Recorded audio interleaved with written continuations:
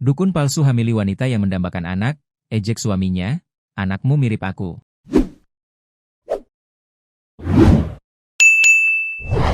Dukun gadungan berinisial AS, 42, nekat menghamili wanita yang telah lama mendambakan anak, S, 30. Peristiwa ini berawal saat S yang menginginkan kehadiran seorang anak datang ke pelaku supaya membantu mendapat keturunan. Ia lantas mendatangi dukun gadungan di Kecamatan Sukolilo, Kabupaten Pati. Harapan korban kemudian dimanfaatkan oleh tersangka untuk bisa menghamilinya. As kemudian meruda paksa korban berkali-kali hingga akhirnya mengandung dengan usia kehamilan 4 bulan. Kasus ini mulai terkuak setelah tersangka melontarkan pernyataan ganjil kepada suami korban. Tersangka berujar, "Jangan kaget kalau anakmu nanti mirip aku, terus kelakuannya mirip aku."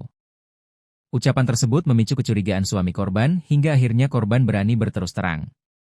Tidak terima dengan perbuatan tersebut, suami korban melaporkan kejadian itu ke Polresta Pati pada April 2026.